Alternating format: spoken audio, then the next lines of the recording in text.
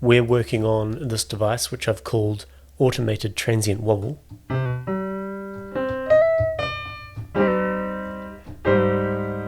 If you're just joining us, this takes the transient of the incoming audio and triggers a movement in this live dial, which is currently attached to the fine value of a pitch shifter. So we get that interesting pitch envelope at the start of each note. And it generates a random time and a random number of which to pitch it up or down. So what I want to do today, we also made an LFO in the last video, very basic LFO, which allows us to just wobble it as a sine wave currently.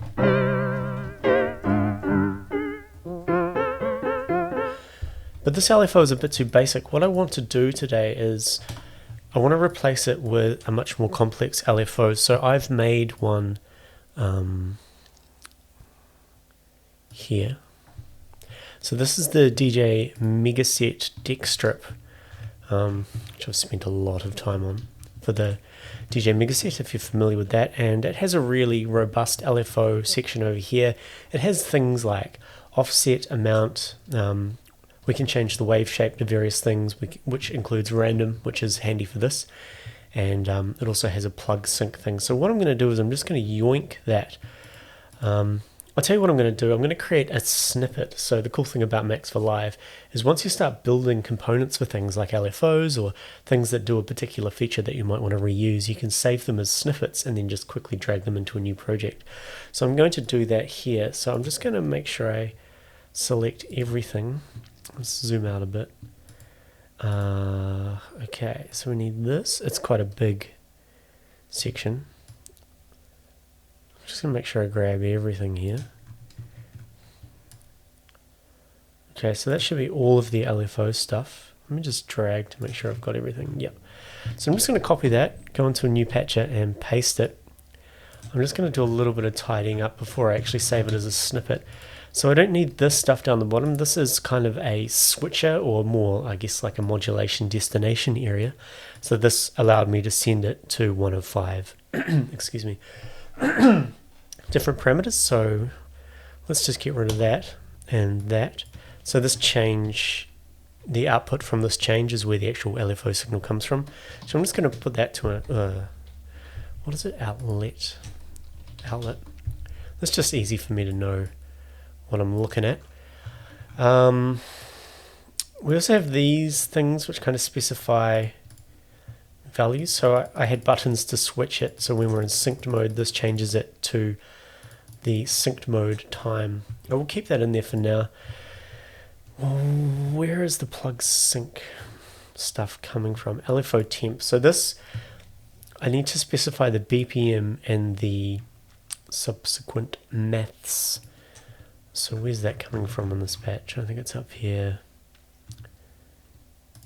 Yeah, here we go. So this plug sync goes into this, which does some maths. So I need this here.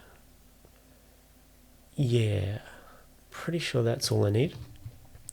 So this just gets the BPM again from the plug sync, which takes the BPM coming from Ableton Live. It then feeds it through a division by 60, or divides it by 60. So we get the number that we need to go into the LFOs to give them the right hertz in order to be synced up.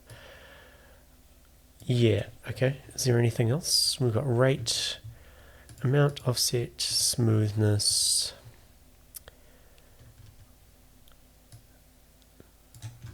Fairly happy with that. I am going to just tidy it up a little bit. We'll probably lose this stuff, but anyway, so let's bring this over here so it's a little bit more compact. Okay, I'm going to select all of that, right click, save as a snippet. It's asking for a name. We'll go LFO big. And we can close that down now. Don't need to save it. Don't need to save this. And here's our automated transient wobble. Okay, let's go ahead and import that snippet. So LFO big, here we go. Okay, so now we should be free to use this to control our live dial. Let's check that it works. So this is where the output of the LFO comes from. I'm just going to attach this to the dial. I may need a scale object, I'm not sure yet. But let's chuck that in there. Let's turn the LFO on. Let's go into this mode, it's a bit easier to see. Okay, so I'm currently not getting any movement whatsoever. That's a shame. Oh, there we go. I needed to just change that. So there it is moving there. We can make it faster. Probably need to make this more fast. I've got these fancy dials as well, which I'm going to lose. They're just like excess chunk that we don't need. Here's the amount. We've got saw up, saw down, triangle, square, and random. So see the random moves around in a sudden fashion. That's why we have the smooth. So the smooth allows us to smooth out that randomness. And let's just try it in sync mode. Let's see if this works. So I'm taking off the smooth. I'm going to go back to saw down. I'm going to turn on sync mode, turn on the metronome, hit play. Okay, this seems to be working, which is cool. Let's go back here. This doesn't seem to be in sync. Let's choose 16th notes. Let's choose 4/4 notes.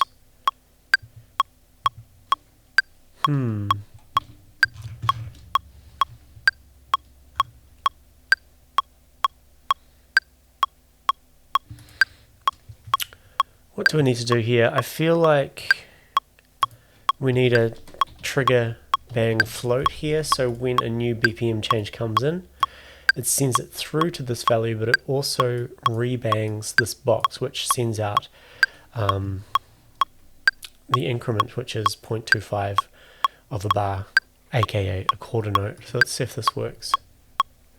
Let me just move the BPM to 120. Let's load this back up again.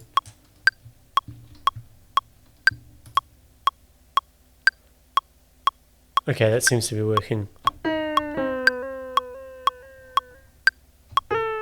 There's a little bit of a delay, but that's all good. Okay, so let's tidy this up a little bit more. This is a bit of a tidying up session, but this is just what you got to do. So these these dials, they're a bit too fancy. The reason they've got a colored inlet in them, they've got like a colored center, is because you can send it, I believe you can send it a value in this inlet, and it kind of moves accordingly. So this is for when you want to attach an LFO to the actual dial. It's more of a GUI kind of improvement thing, so don't actually need those. Anyway, let's go live dial, and let's open up the inspector. This has a range of 0 to 5,000, so let's copy that across to this. So we have range 0 to 5,000. We need to call this rate, like so, and now we should just be able to attach this to this and get rid of that. So that's a lot more simple. Let's turn off the sync and just make sure that works.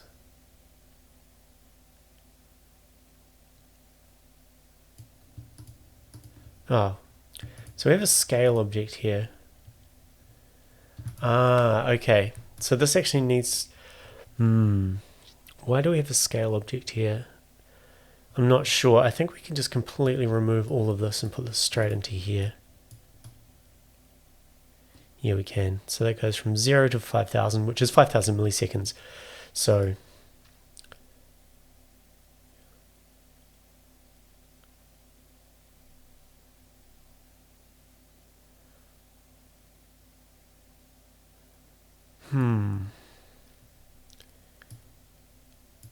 just following the line of where this goes. So it's currently going, let's change this to a sine wave.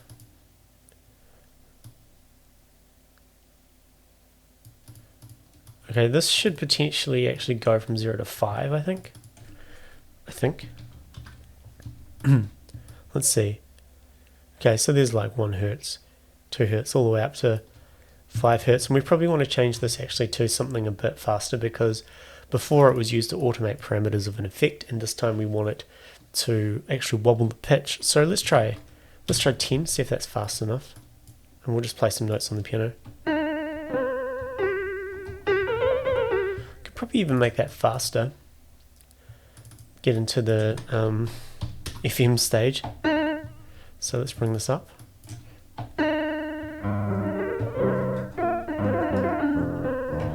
Very cool. And now we can use the other tools to change things. So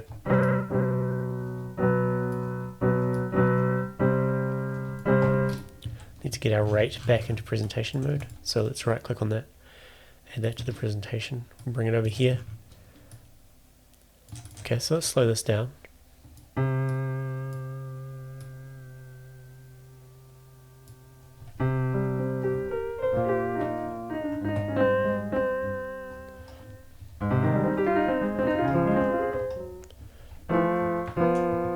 Turn on sync mode.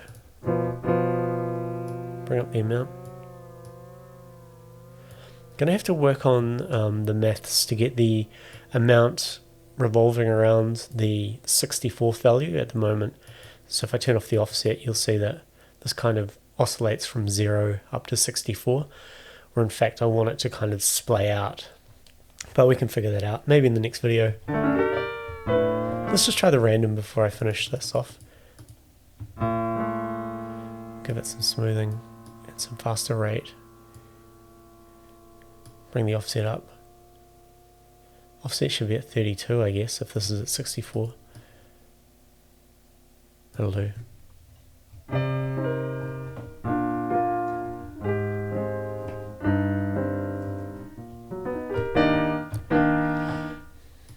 Make this faster and bring the smoothing right down.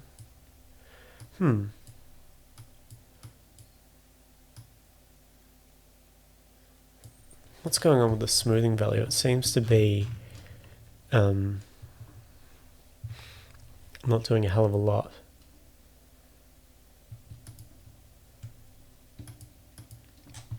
You know what I'm going to do? Stop the video here. I'm going to fix up these dials because that's just a real boring quick task, and then I will pick up the video.